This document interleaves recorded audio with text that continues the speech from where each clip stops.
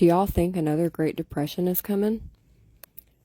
People keep talking about how the recession keeps getting worse and worse, and they're predicting that we're going to have another Great Depression. Of course, no one knows, but I do think it's beneficial to learn as many skills as possible, not just in the event that another Great Depression does occur, but because you never know what'll happen, and any skills we can learn are very valuable. You can save money, be self-reliant, and I share Mamaw and Papaw's wisdom and experiences and what I was taught to pass on their legacy and to help anyone who may be interested. I made a slightly longer video describing things that Mamaw and Papaw did as they lived through the Great Depression that lasted between 1929 and 1939. So let me know what you think. Howdy, y'all. I wanted to talk about the Great Depression, which lasted from 1929 to 1939, and how my Mamaw and Papaw and their families lived through it. Mamaw and Papaw didn't talk about it very much. It was a very hard time for people, but people who did live through it, they learned many lessons on being frugal, and community became even stronger, and they kept those lessons that they had learned during that time period for the rest of their lives. So, women and children would go out in the woods and forage for whatever they could. Nuts, berries, fruits from trees that were growing. People had apple trees of various varieties that they would pick apples from. Everyone grew as much as they could.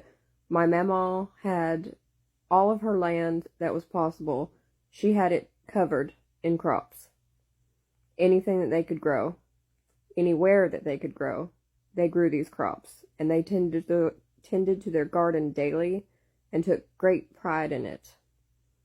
When it was time to harvest the crops from their gardens, they wasted nothing. Women preserved food, specifically by canning, and Mamaw would can everything that she possibly could. Any herbs that they were able to forage, those would be dried, prepared, and stored so that they would last. People who had cows would trade milk to people who had chickens for their eggs. So eggs and milk were traded a lot. If they had cheese and it was moldy, they would cut off the moldy part to save the rest of the cheese. Whereas now, you might see people just throw the whole chunk of cheese away because there's some mold on it. I remember growing up, she would buy the sharp cheddar cheese. I think it was from Kraft. And if there was ever mold on it, I remember one time in particular, she had just cut that piece off still. And myself, I would be like, Mamaw, we can't eat moldy cheese. Like, I don't want to get sick. And she's like, it's okay. I cut the mold off. The rest of it's fine. And I'm just like, I'm really scared to eat it, because it had mold on it. And she would assure me that the rest of it was fine. And we would continue to eat that cheese. Well, they did that in the Great Depression as well.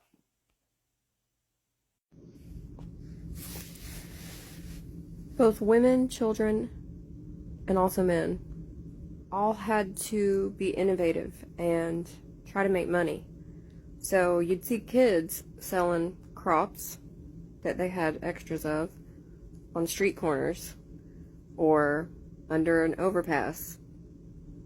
Anyone would accept odd jobs. If somebody had the money to pay y'all to come clean their house, it'd be a one-time job, but they would do it, for whatever they could make off of it.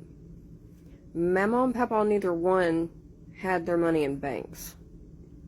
Anyway, but a lot of people lost a lot of money and from having their money in banks, and people became distrustful of banks and would keep their money at home.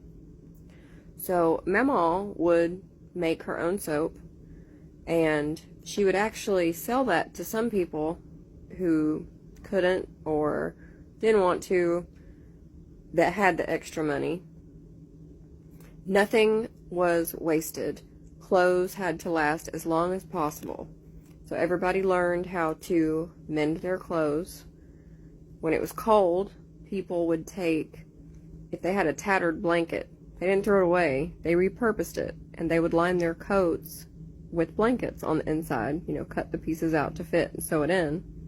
People would wear socks on their hands for gloves. People would wear toe sacks as dresses, as clothes.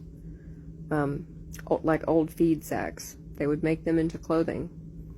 If your shoes were wearing down, they would take generally pieces of rubber from tars and put them on the bottoms of their shoes. They would use cotton and other fabric to try to create soles in their shoes and just made them last as long as possible.